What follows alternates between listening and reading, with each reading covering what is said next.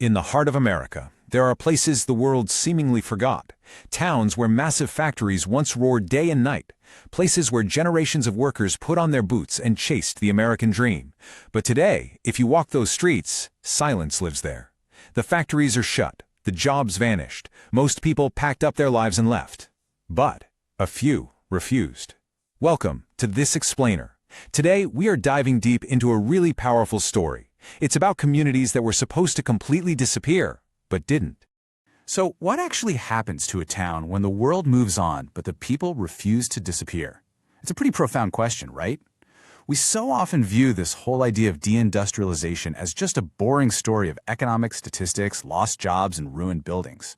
But as the sources we're looking at today reveal, it's actually this incredibly emotional tale of grassroots survival, deep loyalty, and total reinvention. To really understand this, we have to start with the rise and the devastating fall. For decades, the manufacturing belt was literally the heartbeat of the nation. It provided these incredibly stable blue-collar jobs where a single paycheck could build a future, buy a home, and raise a family. People naturally believed those good times would never end. Back in the 1950s, manufacturing peaked as a percentage of U.S. GDP. The streets were just alive. But then, the shocks came. The 1973 oil crisis and rising foreign competition severely undercut American auto and steel. And then came the 1980s, which kicked off this massive, sweeping deindustrialization. The factory gates began closing, one by one. To really wrap our heads around the staggering scale of this devastation, consider Youngstown, Ohio. 50,000. That is how many jobs vanished overnight in the 1980s. 50,000.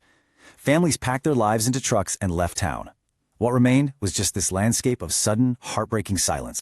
You see, deindustrialization wasn't just some abstract economic shift. It was a socially corrosive force. It wasn't merely the loss of paychecks, as awful as that is. It was the erasure of a community's identity. It tore apart the very social fabric of the working class.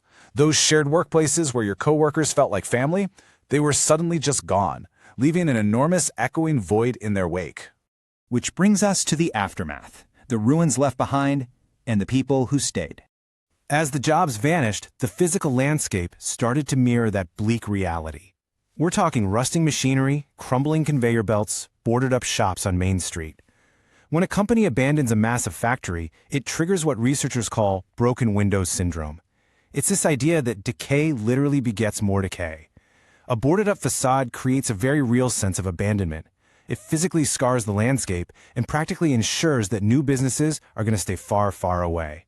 And these plant closings trigger brutal, inescapable ripple effects. Think about it.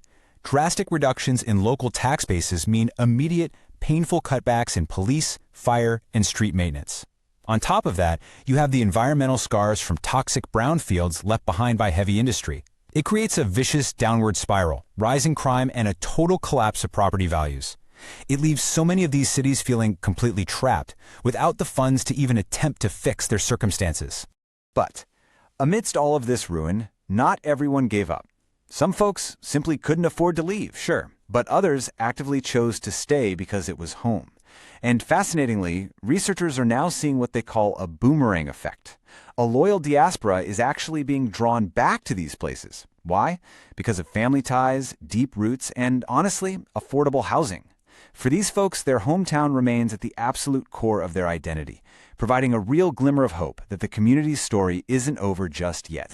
It's a spirit perfectly captured by a phrase originally given to Nelson, a little textile town over in England. They called it the town that refused to die. The people there marched, they petitioned, and they completely refused to bow to adversity. And that exact same resilient, stubborn spirit is exactly what we are seeing mirrored across the American Rust Belt today. And that resilient spirit, that leads us straight into the turning point. These forgotten places began writing a brand new chapter. And they didn't do it by trying to return to the past, but by embracing a totally new revitalization playbook. True salvation isn't coming from magically reopening some massive steel mill. Instead, it's about targeting remote workers who can bring big urban salaries into small towns. It's about expanding gigabit municipal broadband, adapting gorgeous historic buildings for modern reuse, and creating mixed-use downtowns. These are the unexpected, modern tools of rebirth. It generally breaks down into 3 actionable steps. Step 1, Secure high-speed internet infrastructure. Gigabit speeds literally determine whether local businesses can compete globally now. Step 2, repurpose existing historic architecture. Those old brick buildings provide an authentic character you just cannot manufacture today. In step 3, cultivate small, creative businesses to attract those mobile workers. This is exactly how successful towns are pivoting away from relying on a single, massive corporate employer. There is a clear, absolutely fascinating contrast here. The old economy was incredibly vulnerable because it relied entirely on one major manufacturing employer.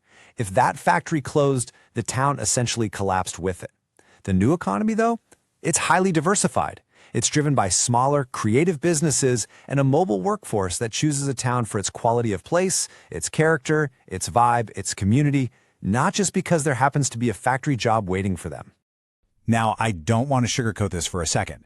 Redefining a community's identity is fiercely difficult. The transition brings very real, very significant challenges. In some places, like Youngstown, they've even had to embrace a tough concept called creative shrinkage. That literally means rezoning abandoned residential areas into green spaces and actually discontinuing some city services just to stabilize a smaller population. It requires incredibly hard, proactive choices from local leaders. But through those hard choices, these towns are refusing to disappear. And we are seeing undeniable victories. The grassroots efforts of everyday citizens, the volunteers, the small business owners, the local planners, they are finally bearing incredible fruit. Look at Beloit, where a major renovation turned an old facility into a bustling medical and residential space. Or Hillsborough, a former milk plant is now a booming brewery, which, amazingly, hosted 27 weddings in its very first year. In Evansville, an 18-story former bank site is becoming 165 downtown apartments. And just outside Evansville, there's a $1.4 billion electric vehicle plant investment bringing in fresh jobs. Decaying spaces are being transformed back into vibrant community centers. America is filled with towns built on hard work that were nearly erased by time, globalization, and massive economic shifts. But by forging new identities from the ashes of their history, they prove that as long as even a few people stay and fight, the story isn't over. Survival isn't about becoming what you once were. Survival is simply refusing to disappear. So I want to leave you with this. If your hometown lost its main heartbeat tomorrow, what new pulse would you help it find? Think about the strength, the resilience, and the future of your own community. Thank you so much for joining me for this explainer. Until next time, keep learning, stay curious, and keep exploring.